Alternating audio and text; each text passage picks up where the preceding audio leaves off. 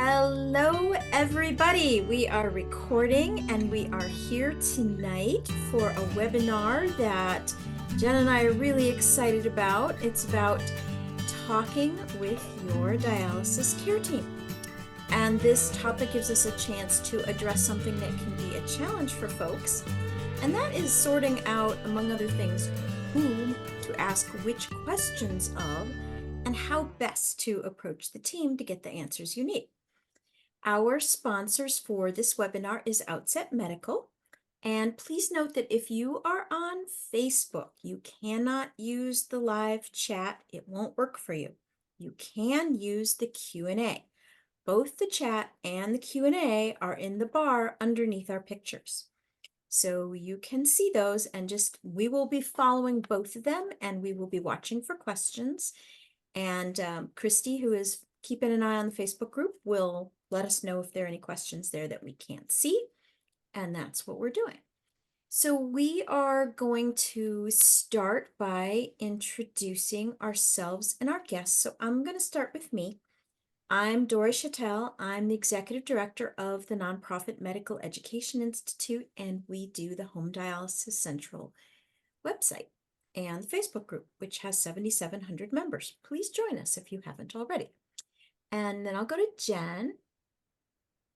Hey, I'm Jen. I'm program director at MEI, and I'm a nurse, and I was also a family member of dialysis patients, so that became a very personal thing to me, and why I ended up becoming a nurse. I did home dialysis training for about 10 years before I came to work with MEI. Excellent. Thank you so much. And Jen and I will pop up when needed. And our real guests tonight, we're really excited about because we had a really fun practice and a lot of really excellent conversation. Dominica, why don't you introduce yourself? Hi, I'm Dominica. I was a peritoneal dialysis patient. Then I received a kidney transplant, and later on, I went on to become a dialysis technician. And since then, I've been doing patient advocacy for kidney care patients. You have covered many waterfronts. And Dr. Silva, how about you? Hi, I'm Cynthia Silva. I am a pediatric nephrologist by training. Opened a dialysis center without a water room. And after doing that through the pandemic, transitioned to my current role as Vice President of Clinical Affairs at Outset Medical, doing some clinical research, advocacy for patients, and expanding regulatory capability of the device.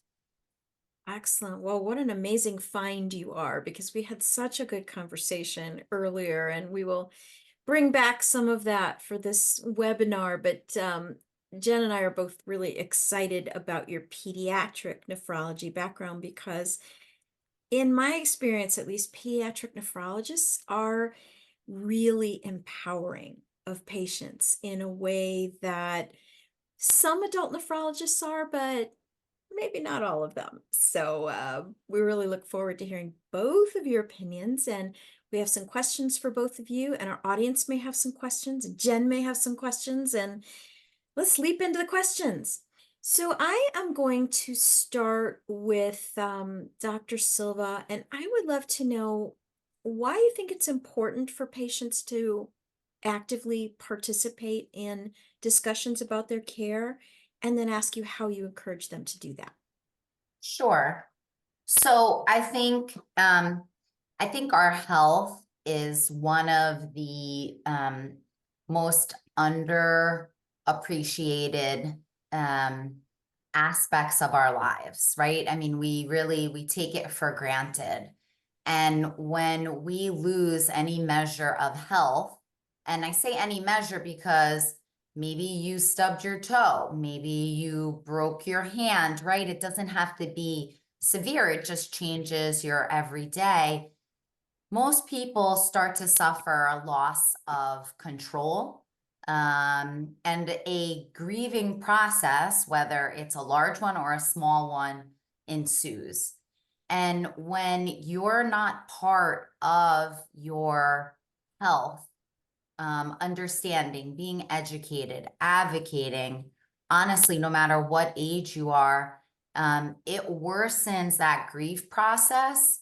And really, we're coming to learn causes more stress and takes you further from a healthy state, right? So it's kind of crazy to think that way, but if you're sick and you feel like you have no control over it, that only compounds your illness, whether it's, mentally, and we know our mental thoughts come out in our body. For anybody who's ever been stressed or worried, right? We know the physical effects of that.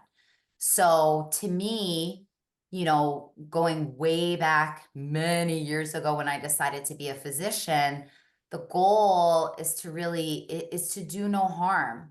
And so to help people get to where they want to be, you have to know where they want to be. You have to understand that. And so, doctors and nurses and respiratory therapists, all these people who help us, they don't know what your goal is if you don't advocate and speak up.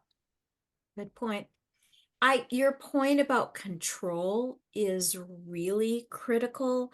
When we develop educational materials for patients, we use self-determination theory. And one of the 3 critical psychological needs that all humans have at any age, from infancy on, and you've taken care of infants and toddlers with kidney disease and school-age kids and adolescents. One of the critical psychological needs is autonomy or control. Yeah. And all humans need to have that. And if we don't have that, we just sort of kind of curl up and give up. And so giving that back to people, helping them take that back is really important. So communicating with the healthcare team is important. Dominica, what do you do to get ready to have a discussion with your care team and make sure that your voice is heard? Well, so I have a, kind of a new approach as a adult patient now. I was very fortunate enough to be taught by Dr. Silva when I was in pediatric care. But I try my best to write down any questions and concerns I have. I've been fortunate enough not to have that many of them. And then more importantly too, I try really hard not to kind of sit there and just think on things that I'm really worried about. Just get the question out there, because the more I sit on it, the more I get nervous about it. Sometimes I'll talk myself out of asking it, or I'll tell myself that it's been in my head. And then I feel like the stress that's leading up to the appointment and then being in the room and waiting for the doctor to come in, then further makes me second guess myself. And then that anxiety makes me forget more about what I want to talk about. It also takes away from being able to listen to what the doctor says, because, even though you think you're listening, your ability to actually remember what they're saying when you're that nervous isn't there. That makes a lot of sense. It's also very difficult to listen and talk at the same time. It's actually not really possible. So if you don't know for sure that you're even going to get an opening to say anything that's important, it can be kind of, I guess, maybe easy to miss your window. Absolutely. I think it is important to make sure that you get the doctor's attention right away. Maybe let them know that you've prepared some questions. Sometimes it's hard when you feel like they've gotten past a certain point in talking and they're ready to move on. And then it makes you, like you don't want to kind of hold them back. They're on a time schedule, and yeah. Yeah, I could completely see that. So you have questions. Is there a certain number of them that you tend to, I mean, that if you're going to come in with a list of, say, 43 questions, you're not going to get 43 questions answered in any given visit. Is there any sort of magic number that you found is useful? Usually I have just a couple questions, and primarily they usually revolve around my labs, and then the follow-up question being like, what can I do better if there is something that I am really concerned about? And sometimes I will even, as we're talking, I will think of things, and then as we're talking, I will also forget them. And so I will a lot of just ask the doctor to kind of go over that with me again. And then, you know, I should be doing it. I've told myself I would do it several times, but I don't. But in the past, my mom used to go to appointments with me, and my mom used to write things down. And I don't know why I'm too stubborn to do that too, but it helps you get to look back at things that were said before, and it helps you formulate questions after. You can even reach out, call them, use my chart to message them, and, for any follow-up questions that you have or any concerns. Yeah, that makes sense. All right. Dr. Silva, what do you find are some common challenges that doctors, nephrologists, or other members of the care team, and Jen, you can jump in on this one too, encounter when you communicate with patients, and how do you see them commonly addressed? So yeah, I think that's actually the art of caring for people, right? Yeah. So I think there's a time crunch, right? Where patients are scheduled back to back to back. You have a certain amount of time. You, as the care provider, have a certain number of things that you want to get through in the visit. And so it's very easy to go into the visit with your mindset of what you want to do and try to accomplish that, forgetting that there's this whole other being who has their own thoughts and ideas and perspective and needs and understanding. And sometimes, many times, they're not on your time clock. They haven't formulated it in a way that you have, so it doesn't come out rapidly and succinctly. And if I found, at least for myself and, other people that I've taught how to communicate, you need certain cues to slow you down. So I think they're great. Some people have given me feedback. They sound silly, but I think they work great. Like when you walk in a room with a patient, you should sit down immediately, fold your hands in your lap, and look at the patient. And you'd be surprised how many physicians will walk into a room, one hand on the doorknob, the other looking at you, talking to you. And that just sends a I terrible signal. remember that happening to me one time. I remember a doctor holding the doorknob and backing out of the room. And that was probably 35 years ago, and I still remember it vividly because it was appalling. And something about sitting down and facing a person and putting your hands in your lap makes people want to talk to you. It's very approachable, and it makes you take a deep breath. Like, you cannot come in, sit down. You can't assume that posture without taking a breath in. And that really gives it that calms the room. It actually makes the environment actually go quicker. And that's what I think care providers should remember. Like, it diffuses a lot of tension and anxiety in the room, which it's always filled with. And the other thing I remind people is, you can say, I'm really, if somebody asks you something or is talking to you and it's out of left field, you can say, you know what, that's a great question. I had a couple of other things I wanted to get through today. Why don't you send me a message and I can get back to you? We could talk about it at another time. Like, you have to acknowledge that you're hearing what the patient is saying to you. You don't have to answer everything. Patients are very reasonable people. Actually, they're too reasonable sometimes. Oh. And so they don't get their needs met, and then nobody is getting anything accomplished. So, you can, I remind physicians and nurses, you can say, how about we talk about this next time? Or let me talk about these things and then we can get back to it. I think hearing and receiving what the patient is there for, that's the cornerstone of their care. If they don't feel seen and heard, what's really our point? What are we really doing then? Right. Right. So I like that, feeling seen and heard.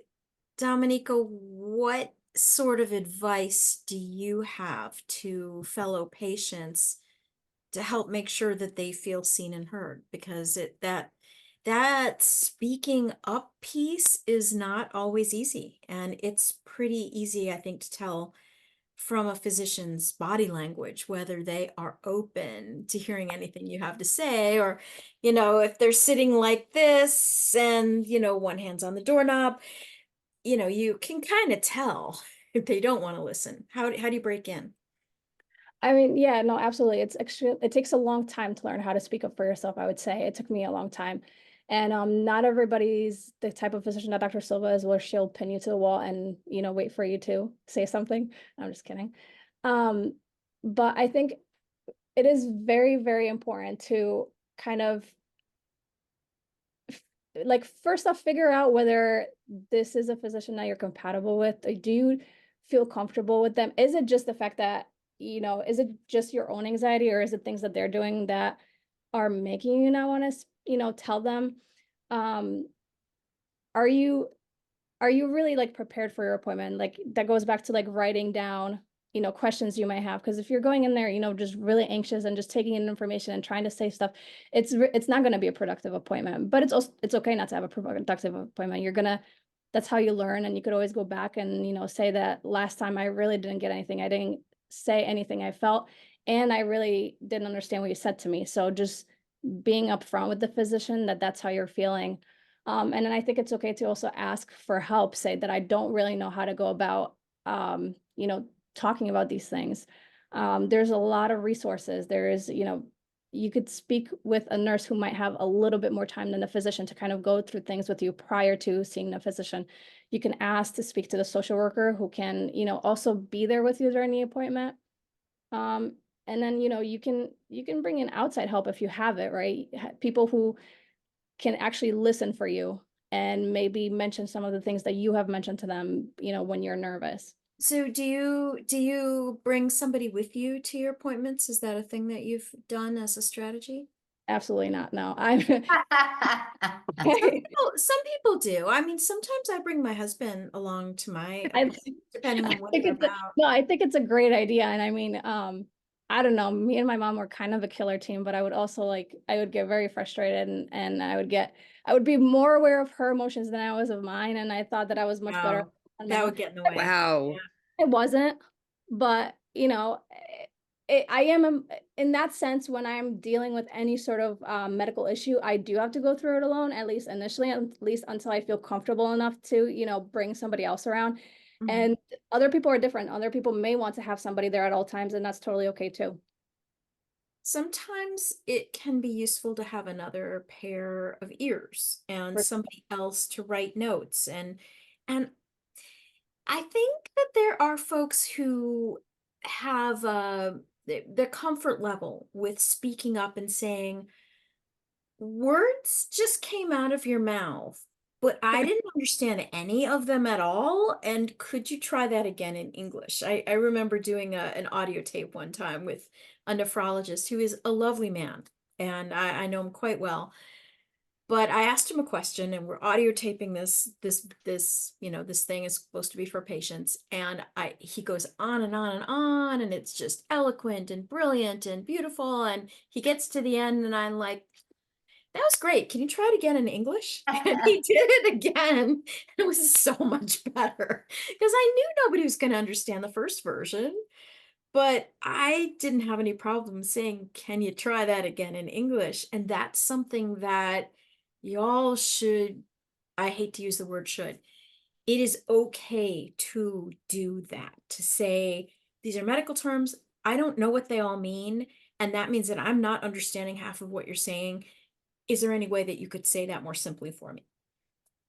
That's perfectly okay to do. It's a good thing to do.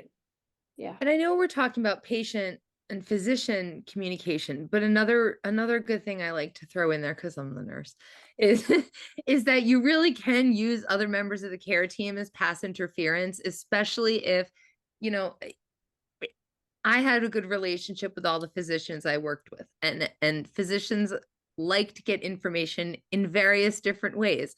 Some like really short lists of things, very to the point. And if I could sit with a patient and have a long discussion and get to the heart of what those things are, I found it helpful in a lot of situations to make an outline and hand it to the doctor and have like a 5-second prelude conversation, just so that they know what they're walking into, and so that the patient feels like they've had somebody run that past interference and make those wishes known. So I think it's also good Yeah, and if you hone have in the on ability. on the most Yeah. important things that somebody wants to cover And if they sometimes get when someone thinks intimidated. And sometimes when someone thinks one thing is the issue, it really might be something completely different. It might be a cascade of things that are completely different. And the one thing that they're able to get out of their mouth, I don't know if, everyone's mileage may vary, but the one thing people are usually able to get out of their mouth might not actually be the problem. Correct. And and that's It usually isn't, right? It right. really usually isn't. I mean, without um divulging any protected information, can you think of an example when that happened, either one of you? Oh, Where I'm the sure. Oh, what Dr. seemed to Silva, be the problem really wasn't, and it was something else? oh, with me for sure. I'm like, my favorite pastime is to bottle things up, and then I'm like perfectly calm just to That's like my talk. hobby. I would say I was Totally. perfectly calm talking to Dr. Silva because I definitely had many body language cues that she Yeah. would pick up on that I thought I was really good at, not, until I was ready to talk about. But, then I would see a different provider, or I would come back to the next appointment and I would maybe see the nurse first. And then like little by little, um, my frustrations would start coming out. And then, they would, I'm sure, many times go back to her and like, I don't think she's as cool about it as she tries to make it seem. So Well, I think you can tell, you know how somebody is behaving, right? And so if somebody seems rushed, if somebody seems upset, I think, for me, it's saying, is something bothering you? Are you upset today? Are you frustrated? Like, I think as physicians, we have to give the patients words and see any that they want. And you really can't shy away from that. And I think, the other thing I would say that's my pet peeve that we talked about in our pre-call was I really forbid people to use the word normal. I detest the word normal. I agree Well, so hard. Dominica will tell you, I give lectures. When somebody will say, is that normal? I'll say, well, I'm not normal. I don't know right. what normal is, Yep. right? Because it's a misconception and it's a terrible bar to set for anybody. And doctors and nurses don't know what normal or not normal is because they haven't met all billions of people in the world. So I think, frequently I would have conversations about the loss of sense of normalcy and how people feel the loss of normal. And Yep. that's something to talk about. That's where Right. medicine and health and care, that's where it all comes out, right? Like, I want to be, I want to hide my PD catheter. I don't want people to know I have this, home hemo device in my house. I don't want them to know there are only certain things I can eat. That's the good stuff we should be talking about. Apart from, did you take your medicine? But there are all the other things we forget. What did your medicine taste like? How are you dealing with how it tastes? How's that going? How is that affecting you, right? Like that, those are all the things to talk about when you rid yourself of the word normal. So I think that helps break down barriers and miscommunication that if patients know they can get rid of, or, any, healthcare providers listening, they can get rid of, that word, and it eases the communication between the two sides. What? And I'm okay. I did tell you a bunch of the questions I'm going to ask, and now I'm going to ask one that I didn't tell you I was going to ask because I just thought of it. What would be some red flags that maybe whatever relationship you're trying to build with a certain clinician is not working, and maybe a switch is needed because you're just not on the same page? What kind of lets you know when that's happening? Because Dom, do not, you want to go first? Because I think you had real practice in doing that. So Mhm. yeah. yeah, Well, I would say I think I really do base a lot of my interactions based off of how like Dr. Silva and I built our relationship, where I kind of very, very, very early on, even though, when I first met Dr. Silva, I wanted nothing to do with doctors, I wanted nothing to do with nurses, and I wanted nothing to do with hospitals. it does. Yeah, having this Used kind to of it. like trust that I had towards her that I didn't necessarily want to see her as often as I did, but I absolutely had this trust towards her that no matter what, was going on, I knew I was going to be okay. And no matter what other doctor I had to go see, I knew I was going to be okay because all the information ran through her. And that's because she did listen to me and she called me out on everything. And did ask the difficult questions and didn't get mad at me when I didn't answer, didn't get mad at me when I got frustrated.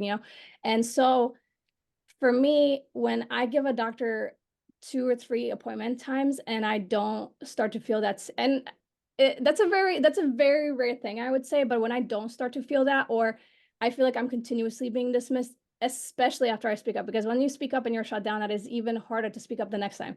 So sometimes I will not come back. But I think one of the bigger ones was you kind of talked about having a physician that had their hand on the doorknob. I had a physician who, for the second time seeing me, came in immediately speaking and immediately saying the results and a test of a different patient because they were tests that I didn't do. Um, and then, when I tried to speak up, said to me that you know, we'll just like continue to watch it and, we'll see you in 6 weeks. And that was extremely hard because then they left and then I was like, what am I supposed to do? Right? You can't even form words What because am I supposed, where am where I do you supposed to even even say start? something? Yeah, it's my second Wow. appointment in this office. Who do I even say something to? Mm, But the thing is that you don't really have to say anything at that point. You know what I mean? If you're uncomfortable and you're uncomfortable bringing that to the attention of anyone, then just switch. Call them and ask for a transfer. Go back to your primary care physician and ask for a referral, or go back to really any kind of physician that you're comfortable with and ask for a referral. And then, if you are comfortable enough, then bring it to the attention of somebody that's there.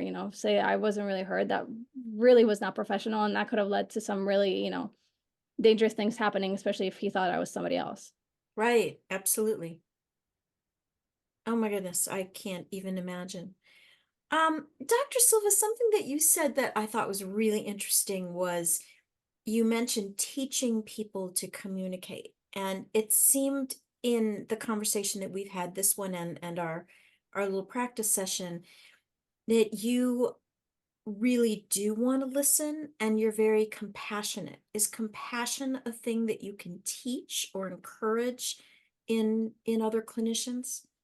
And if so, how would you go about doing that? Yeah, that is like the $1,000,000 question. So what I will say is, sitting here today, this is 22 years of practicing medicine. So I was always passionate. Did I always listen? Absolutely not, right? I dismissed many people early on in my career, many of them mothers. So sorry to mothers everywhere, right? But that's where the term good, um, you know, like good judgment comes from bad decisions, right? So having patients, family members come back and say, I didn't like that, or what did you mean by that? Or you're not listening. Every time somebody had the courage to give me that feedback, I was able to metabolize that and say, hey, I need to look at what I'm doing. Or many nurses and many social workers gave me that feedback, like, maybe you could have done it this way. Or like you said, Dory, I have no idea what you just said. Can you say it in English? Like, it is so fantastic when patients and families speak up and give that feedback, because most people in healthcare want to do the right thing.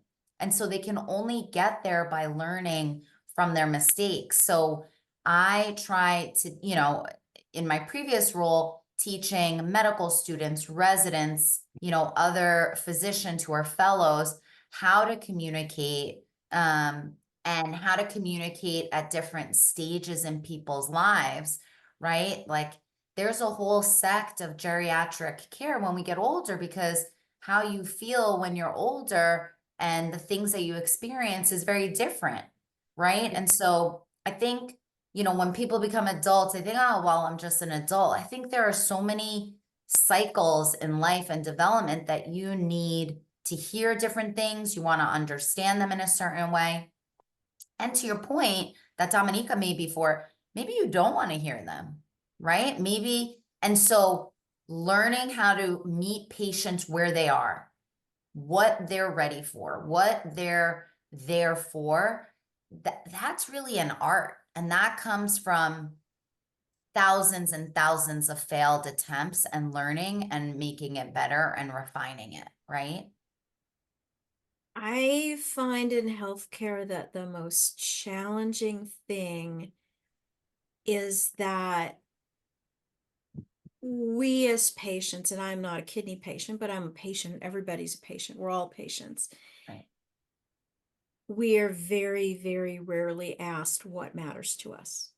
And that's the question that Don Berwick asks through the Institute for Healthcare Improvement. That's the key question that we ask in our decision aid, My Kidney Life Plan. What matters to you? Because most of us don't necessarily want to hear the scary bad medical news, and we don't necessarily want to hear about all of the treatments, none of which we want. But we do know what we do want, and nobody asks us what we do want. And that is the key, I think, to building that relationship of trust where you believe as a patient that your care provider actually cares. That this isn't And just a clinical thing, that there's some human thing going on as and there well. needs to be no judgment, right? You need to be Yeah, able to say, I don't want to live, or I don't right. want this, or I do want this, or I want 15 arms. I want, I'm saying crazy things, but you need to be able to say whatever you're feeling in the moment without judgment, because that processing of your feelings, getting it out, refining it, you'll get to where you want to be. And maybe the answer is you don't want this treatment, and you're able to make that decision, and you can, but that should come after conversations, education, and partnership.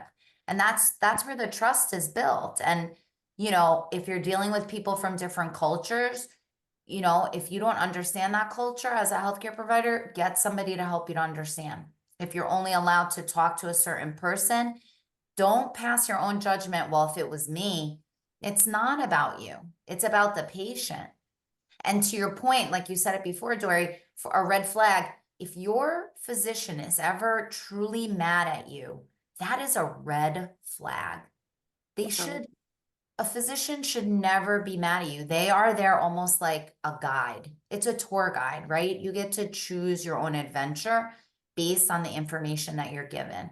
If you're, in a bad place, the physician should not take that personally. They have to your point, have compassion, understanding.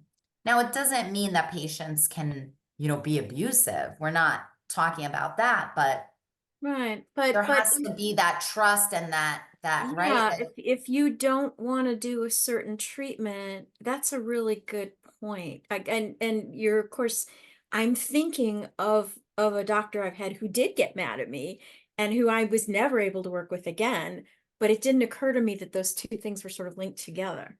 I think that, to me, that's a really, when I send my patients to see other people and they would come back and say, this doctor got mad at me, I thought, wow, that's wild. That, that's not Why? something, that's not something anybody should go through. I wouldn't want that for my mom or my child or even for myself. So I Yeah. think patients have to remember that if you're in that situation, try to ask the provider, you seem upset, but if you can't get past that, you should really, advocate for what you need and what you want. Dominica, how did you learn to advocate for what you need and what you want? Because you were telling us that you didn't speak up for yourself very much at the beginning. And you are able to not only are you able to speak up for yourself now, but you're able to advocate and speak up for others now, which means you've come a long way. What helped? So the advocating part for myself is, I've gotten really good at advocating for other people, but for myself, I still struggle at it sometimes. There's definitely times when I don't speak up or I choose to just, I know what to say and I almost have the courage to say it, but I don't have the, I just don't feel like keeping up the fight, and, explaining myself. But I think other than just having a really good physician and a team that like encouraged it and kind of directed me, I think the other thing is just like finding myself in a lot of situations where because I didn't speak up, I was unhappy and causing myself a lot of pain because I didn't say what really bothered me. And, you know, That's a really powerful lesson. yeah. And Dr. Silva will tell you that for me, school was like probably one of the biggest fights we had, right? Is like I was, constantly on the defensive, like everything to do with my health was going to stop me from going to school, which it really didn't, right? I mean, I still went to school and I still did it. I did it the hard way because I didn't really listen. And, I had to like take all these classes that I didn't really need to finish. And then, finishing in 4 years did absolutely nothing for me. But like I had to learn that the hard way, right? I had to like suffer through like not feeling good and then sometimes going to the hospital because I overdid it. And then having to come back and having all this makeup work and then really then still thinking that like I'm in the right here. And then, then looking back at it a year later after graduating or whenever, right? And being like, it didn't have to cause me that much stress, right? And also just if, really looking back at the time when I went on dialysis, instead of like leading up to that moment, kind of knowing that it was coming and knowing that it might pull me out of school, like talking about it earlier on, because when it did happen, I didn't have a meltdown in a doctor's office. I had a meltdown for probably the first time in my life while signing the papers with the dean, which for me was even more embarrassing. I mean, it's not embarrassing looking at it now, right? It's kind of funny, but yeah, back then it was really embarrassing. Yeah. No, I could see it. Sounds like a rough day. Yeah. Yeah. But again, I would argue, and I know I'm trying to get my way yet again, but I would argue that all of that taught you and brought you to this point today where you can say, I made that mistake. I went out there. I learned, X, Y, and Z. I learned I can't keep up drinking my water and this and that, right? Like you're the type of person you wanted to learn it that, your own way. And what's wrong with that? You would have been that way had you never had kidney disease. So I think overall it's a success story between, all of that because you still did it your way and you still learned and your kidney disease didn't alter how you experience life. And I think that's the win for any patient, that you still get to experience life. You still get to make your own mistakes and right? Like nobody was there to take away your opportunity to mess up, go mess up, enjoy it, have fun and come back when you're done, right?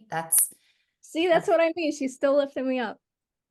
I think that's the beauty, right? Yeah. That's really the beauty of it because we don't know what's right. Any physician, they're human. They make their own mistakes. They have their own health ailments. They're patients, right? So we shouldn't let that relationship like mutate into this, I know everything. We don't. Yeah, none of us do. Yeah. Sometimes it even wants to be paternalistic, and the doctor will sit there but then they'll turn around right as soon as they leave and do the same thing. And it's hypocrisy. And it's okay to admit that we're all human. I'm a nurse. I'm a horrible patient. So I had no right judging patients when they didn't do what I said. Yeah. I don't do what nurses that take care of me say. Well, Jen, It's you're a right. human. Dominica wanted to leave. I don't know. She was, 19 years old. And I was adamant she should not go to an adult nephrologist. And, I we remember. had this conversation and she left and my social worker just looked at me and I was like, what? And she just looked at me and I was like, oh God. And she's like, you have to let her go. You're wrong. And so I think you have to surround yourself with people who will give you objective viewpoints. And then you could say, well, if that's what the patient wants, to your point, who am I to stop that? Right. And ultimately, Dominica did go and, learn a lot from that experience. I came back so fast. I bet. Oh, No, the but the transition point, keeps right, them but so hard. the point is to have other people around you, just like you do in your house, right? You're not always right, or at your This job, house, you have yeah. people, right, who give you advice, right? I think that having a care team that talks to each other and works together for the best of the patient is paramount because nobody can do it alone. And I think Nope. that's the big difference is like it actually feeling like you have a team and kind of like being part of the team as a patient versus having a team that just tells you, right? And like Yes. I'll see what the transplant team says. And that I kind of took that out of proportion, but right, feeling like that, right? That like I don't have any say in what I want because I have to go based off of what the team says because they don't really listen to me, right? Versus having a team that asks me what I want and kind of puts my goals forward and then tells me whether they're kind of realistic or not, right? Something that we talked about in our practice session that we haven't really talked about now is that there is a job anytime any of us get a chronic disease, and 50% of us at any given moment have at least one chronic disease. And most of us who have one chronic disease have more than one. I have like six. Jen, I mean, I know you've got a bunch. So, you know, Couple. I mean, we are overrepresented in chronic disease, but still, the thing is, you get the disease, you get a job. You don't want the job, nobody pays you for the job, but the job is to self-manage your care during all of the time that you're not actually with your care team, listening to them and learning what they would like you to do.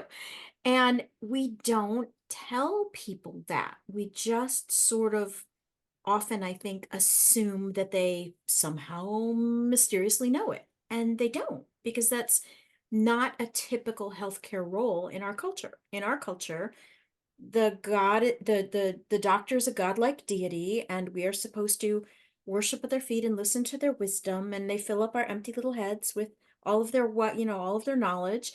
And we just sit there quietly and say, yes, doctor.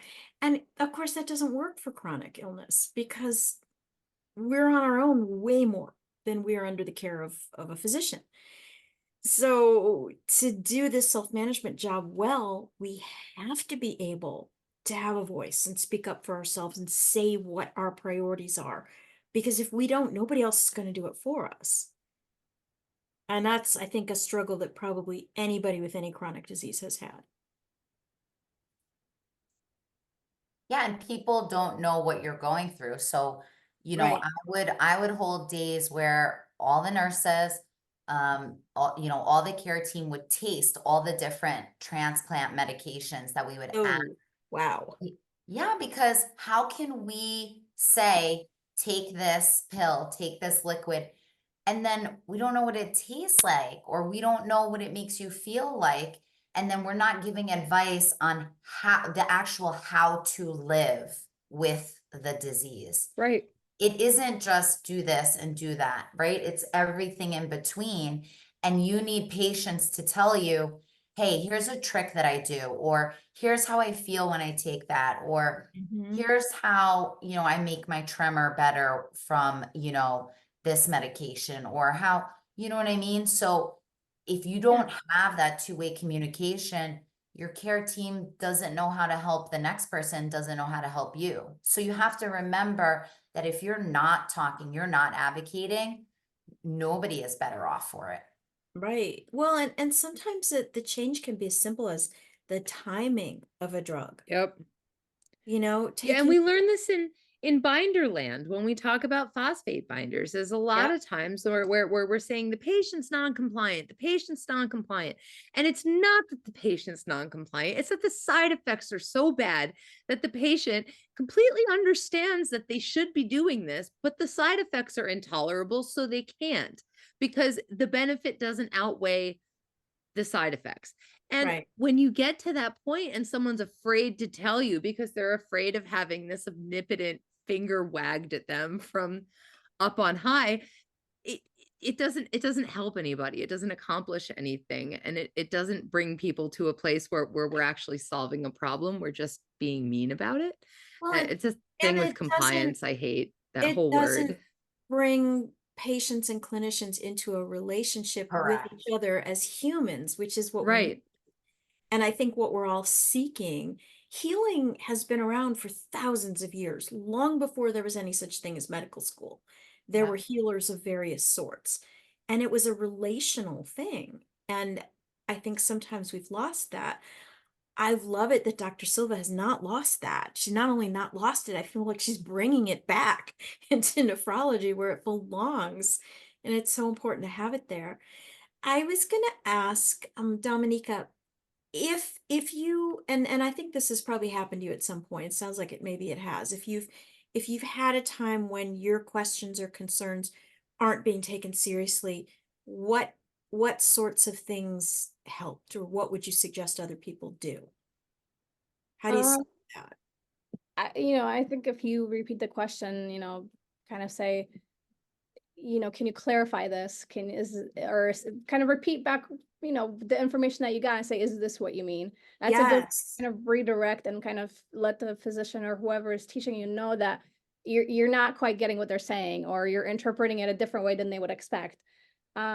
I think really, I am a big fan of just, going back and writing it, because sometimes when you're able to put it down in my chart, you can really explain your thinking. Whereas, like, during an appointment, you might get cut off and then you might forget what you want to say, or, just anything.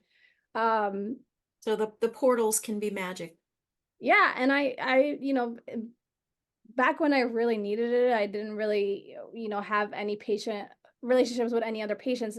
Now I do. Now I'll ask a friend how, like if they ever encountered something like this, or how did, what their doctor said, right?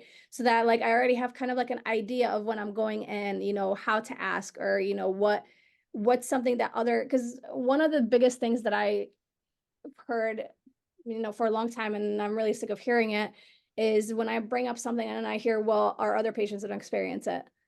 Or, well, our other patients are fine with this medication and stuff like that. So it's probably not the medication causing this, which I rarely say that it's specifically the medication causing something, but I'll say, like, I noticed that when I take this, or, very shortly after I take it, I experience this. Could it be that, right? And, them saying immediately no, but then not really looking for any other thing, any other reason for it, is nothing got solved, right? I'm still feeling what I'm feeling. So That's frustrating. That's so Really frustrating frustrating. when that happens. yeah. So, I think there's power in numbers, right? So really talking to other people, and you can, there's nothing, if you're okay with talking to other patients about it, I wouldn't take everything every other patient says. There's a lot of angry dialysis patients, and there are a lot of angry transplant patients out there, and a lot of them, you know, not exactly to a fault of their own, just have had terrible experiences, right? But just kind of getting an idea of what other people are going to, and sometimes just knowing that somebody else's experiences is enough to give you that confidence that, like, yeah, okay, what I'm feeling is real and it exists, and it's not just in my head, and they can't tell me it's in my head. I tend to Google some of that stuff because I had a UTI a few weeks ago now, and there's burning when you have a UTI. My burning would be all the way to my hands, and I think it's so weird. I don't understand how that's even possible, but I Googled it, and I'm like, oh, I am not alone. A lot of people have this symptom. I am not as strange as I thought I was, which can at least make you feel like, you fit in. Yeah. I was a nurse and I thought it sounded strange, but I It didn't is argue it. I'm strange. like, okay, that's what she says she feels. I still don't understand the mechanism for it. I don't understand how it's physiologically possible, but I will tell you it happens. And I know like that if I have a UTI because it burns all the way to my fingers, See, which it's is, I almost can like tell people you, know what it's like to be in their own bodies. as my daughter says, 0 stars, do not recommend. Um, so Dr. Silva, I was going to kind of ask you the corollary question, which is how can or should patients approach a physician or some member of the care team if they don't feel that their concern is being addressed? I think they should use a lot of I statements, right? Like, Love that. right? Like, Yes. I think the top is like, I'm scared and I'm frustrated, but I understand that many people aren't comfortable with that. So you can start with smaller things like, I don't feel like I'm getting everything out of these meetings, or I don't feel like all my questions get answered, or I don't feel like you know, there's enough time in these meetings, or I don't, right? And any care provider who's worth having,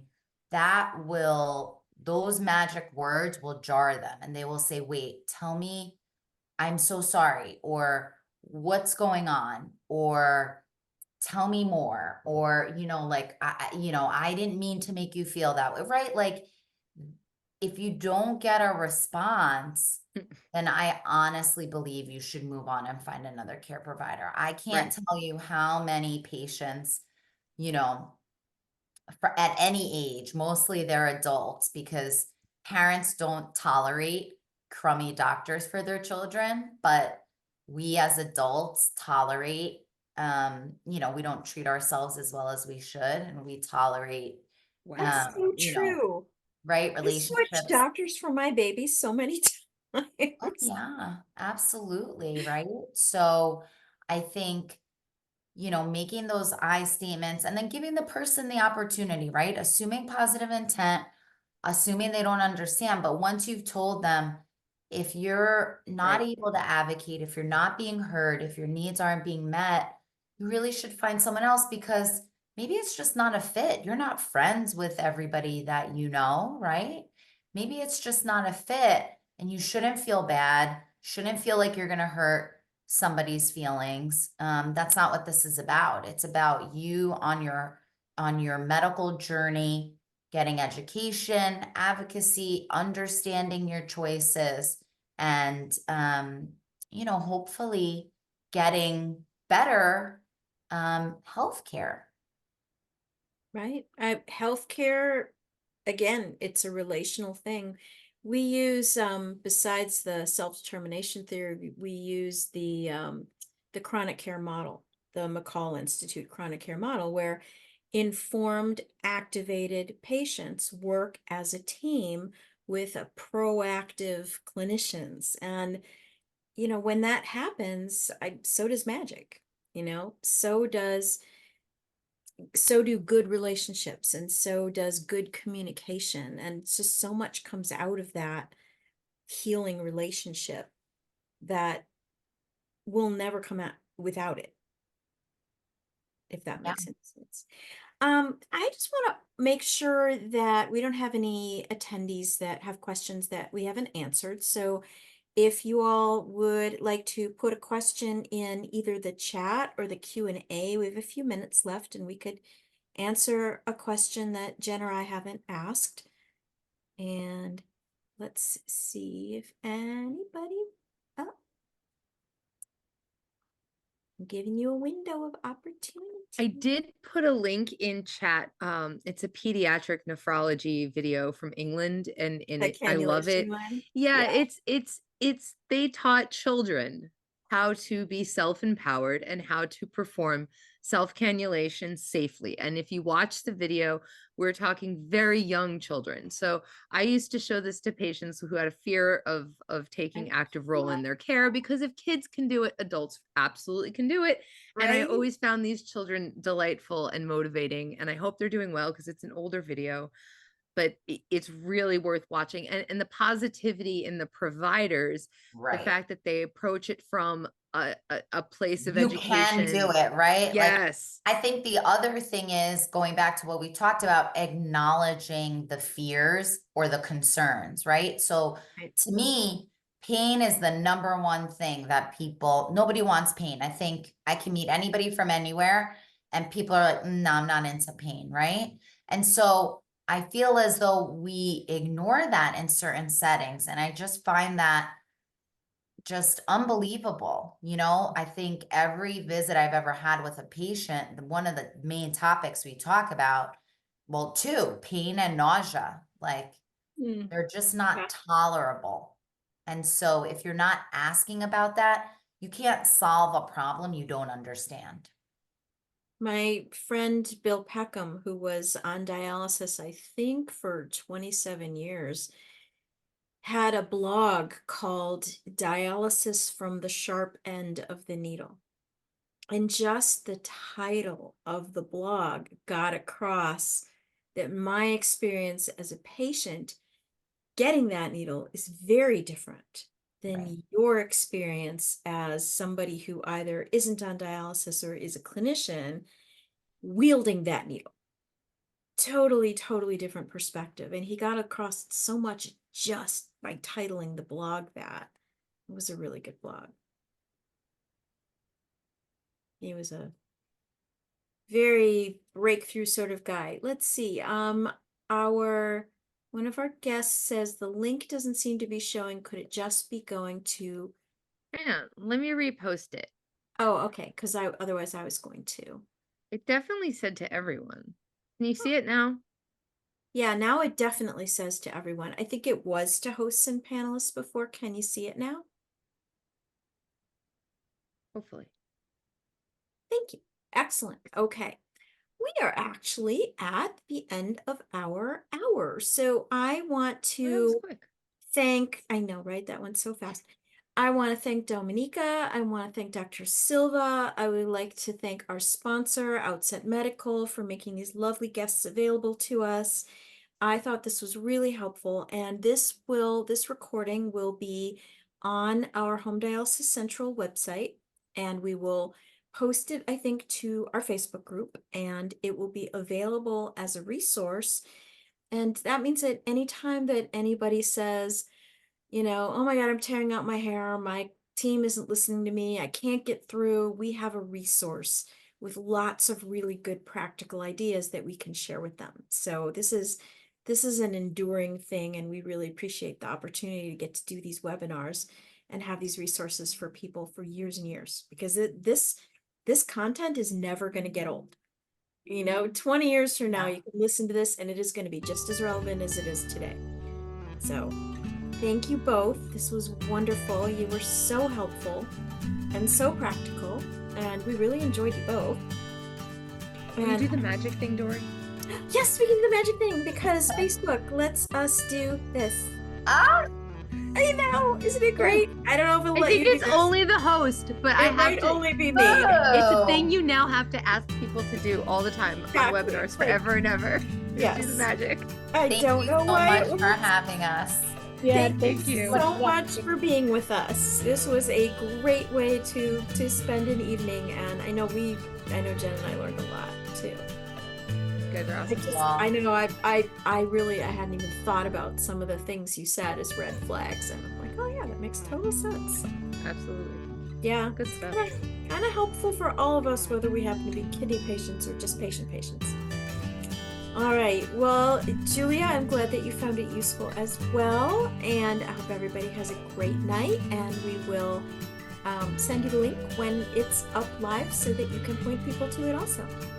Awesome. Thank you. Thanks, everyone. All right, take care. Have a great Good night, rest of your everyone. night.